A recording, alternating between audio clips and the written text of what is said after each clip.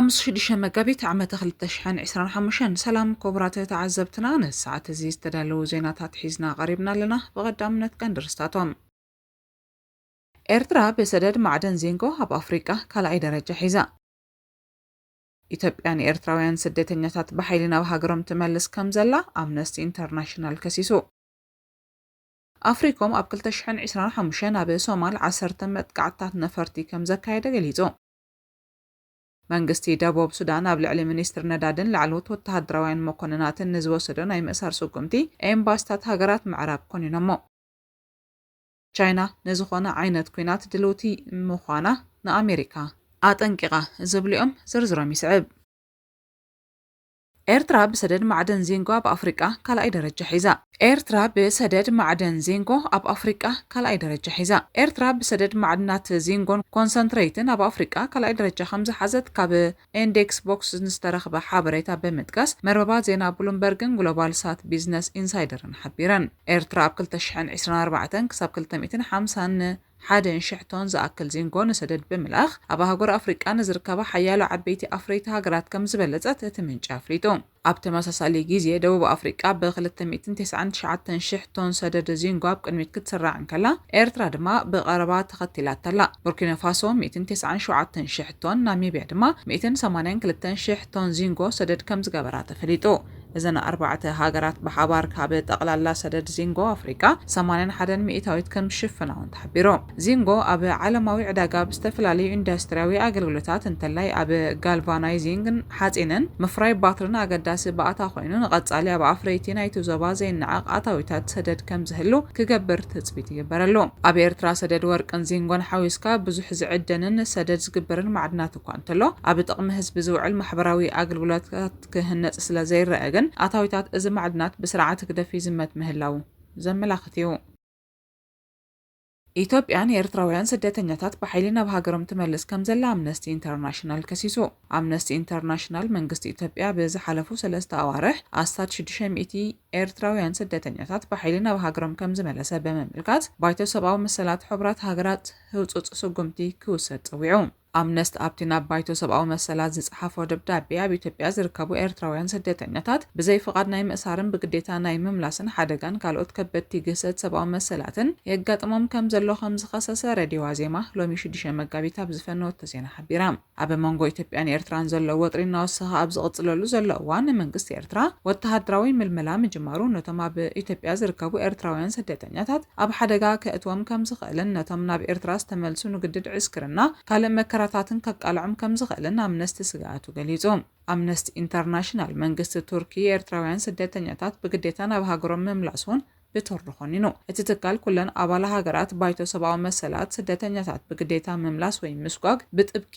ዝኽልክል ኣህጉራዊ ሕጊ ስደተኛታት ክኽተላ ፀዊዑ። መንግስታት ድማ ኣብ ልዕልቶም ኣብ ሓደጋ ዝርከቡ ኤርትራውያን ስደተኛታት ምስጓግን ግህሰት ሰብኣዊ መሰላትን ከየጋጥም ዝያዳ ሓለዋን ሰብኣዊ ሓገዝን ክገብሩ ተማሕፂኑሎ። ሰብ መዚ ኢትዮጵያ ንክሲ ኣምነስቲ ዛጊት መልሲ ኣይሃብሉን። ኣብ መንጎ ኢትዮጵያን ኤርትራን እናዓበየ ዝኸይድ ዘሎ ዲፕሎማስያውን ወተሃደራውን ወጥሪ ብዛዕባ ድሕነትን ሰላማዊ ህይወትን ኤርትራውያን ስደተኛታት ኣብቲ ዞባ ስክፍታታት ፈጢሩሎ።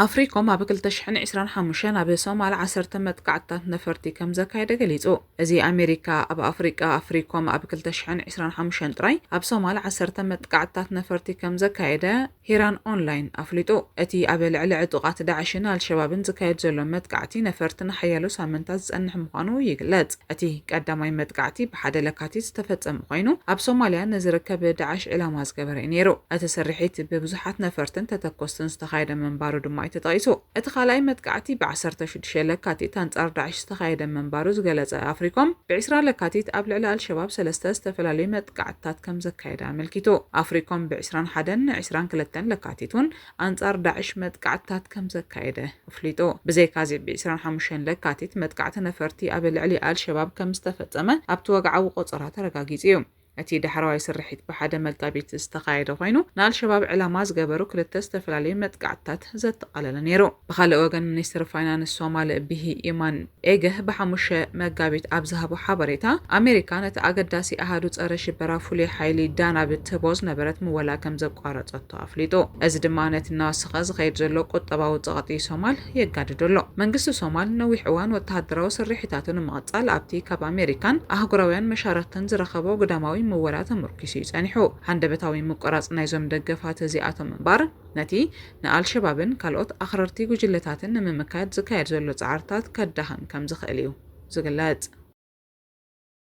منقص دبوب سودان قبل علي منيستر ندادن لعلوت وتهدروين مكوناتن زوسدن اي مأسار سوقمتي امباستات هاجرات معراب كونينومو امباستات كندا، فرنسا، جرمن، هولندا، نرويج، عباي بريطانيا، أمريكان، حبرة أوروبان، نتي أبز سالست زي منقص دبوب سودان قبل علي منيستر ندادن 4 لعلوت وتهدروين مكوناتن زوسدو ناي مأسار سوقمتي مكونانم راديو تامازوج حبيرا اتم امباستات بحمشه مقابيت ابزوصو غازيطاوي مغلصي كلهم وغنات مس ايغاد بمخان تصابؤታት بقلطف دو كبلون زلعلت عقستي كغبرون بمحتات اب جوباز مدبرون مرحتين سلاماو زته توفاينت كريون ربحه حزب دبوب سودان قدامنت كون طويعم بسلس 4 مقابيت 4 لعلوت وتهدراويان مكونناتن منيستر ندادي بوتكانغ تشولن بحالتات ጸጥታ መንግስት ድሕር ምእሰሮም ኣብ ጁባ ወጥሪ ነጊሽ ይርከብ እቶም ተኣሲሮም ዘለዉ ወተሃደራውያን ሰበስልጣን SPLA ጀነራል ጋብርኤል ዶኦፖላም ኳንግ ጋትኩት ኪርጂዮክ ዌስሊ ወለበን አሽሃብን ካሚስ ፉልሃንዮም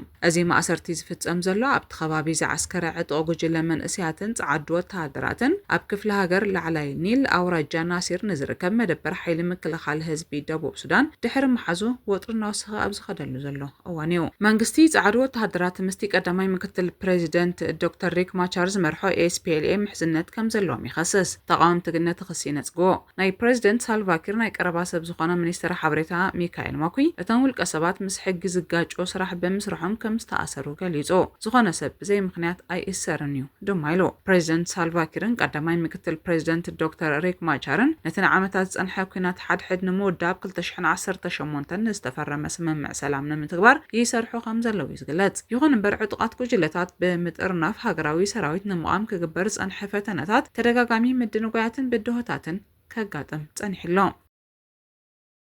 ቻይና ነዝኾነ ዓይነት ኩናት ድልውቲ ምዃና ንኣሜሪካ ጠንቂቓ ፕሬዚደንት ዶናልድ ትራምፕ ኣብ ልዕሊ ፍርያት ቻይና ቀረጽ ድሕሪ መንባሩ ቻይና ነዝኾነ ዓይነት ኩናት ድልውቲ ምዃና ብምእዋጅን ኣሜሪካ ተሪር መጠንቀቕታ ሂባ ኣብ መንጎ ዘንካ ብዓለም ብቁጠባ ዝዓበያ ክልተ ሃገራት እናኸረረ ዝኸይድ ዘሎ ምፍታት ኣብ ዓለማዊ ዕዳጋታትን ዲፕሎማስያዊ ዝምድናታትን ማዕበላዊ ጽልዋ ከሕድር ዝኽእል ሙሉእ ንግዳዊ ኩናት ከይካየድ أسكيلو أمريكا بلعلتي كله كابوت أيزا أتو نبرة تشاينا سفيح وسخ قرص بمقبارة تشاينا حنن مفداي أبلعلي فريات حرش أمريكا كاب 10 مئتاويت قرص كتنبر دريخ وايو أب واشنطن زركب إمباسي تشاينا بسلوس 4 مقابيت أبي إكساب زوجو مغلطي ترامب سلطان كاب زحزن دحار بزهابو زحيل مغلطي تدريخو أمريكا كوينات تدليون تغينا انتس كوينات قرص انتس نقداوي كوينات انتس كالا عينت كوينات كسام مودعتا خنقالس دلواتي نايلو قدماي ሚኒስትር ቻይና ሊ ቺያንግ ተማለ ሓሙሽተ መጋቢት ኣብ ዝሃቦ መግለጽ ድማ ሃገሩን ምክልኻል ትገብሮ ወጻኢታት ኣብዛ ዓመት እዚ ብ7.2 ሚእታዊት ከተዕብዮ ምዃና ኣፍሊጦ መራሕቲ ቻይና ንህዝቦም ኣብ ዘመሓላለፍዎ ዘለዉ መልእኽቲ ዋላ ንግዳዊ ኩናት እንሃለዎ ቁጠብኦም ክዓቢ ምዃኑ ብርእሰ ተኣማንነት ይገልጹለው ቻይና ከም ካናዳን ሜክሲኮን ምስ ዝኣመሰላ ጉዳያት ቀረጽ ትራምፕ ዝኾነ ሃገራት ዝያዳ ቁጠባዊ ርክብ ክትገብር ትምርምራላ تمال ربع عب بيجينغ قبض تخيد أخيبا سبسلطان تشاينا ولا قاطالي نقداوي مسحب انتهالو تشاينا مع عطاء زيادة بمرحو وفرية صائي كتسحب زيادة تسفاهم زلوها كليزام تشاينا موسخ شغلت ألبونت كلولو عداقة أبايتن كالوشت أوي كتباو بدهوتاتن قبل علم مريحنتات وسخي تغطي فتيرو خمسة اللي قلت اتاكاب علم بوتهدراو وصايتات كاليت مخاناز نقر لا تشاينا عمتاوي كل 254 بليون دولار تسلع أهوراوي تكال مرمر سلام ستوكهولم كم زحبرو ቻይና ካብ ጠቕላላ ሃገራዊ እቶታ 1.6 ሚእታዊት ኣብ ወተሃደራዊ ሓይላት ትጥቀመሉ እዚ ድማ ካብቲ ኣሜሪካ ወይ ሩስያ ዘውፅኦ ከም ዝነስ ይግለጽ እንተኾነ ቻይና እቲ ንምክልኻል ኣውፅእየ ትብሎ ካብቲ ኣብ ግብሪ እተውዕሎ ዝነኣሰ ምዃኑ ተንተንቲ ይሕብሮ ክቡራት ተዓዘብትና ንሎሚ ዘዳለናዮም ዜናታትና ኣብዝዛዚምና ኣለና ሰላም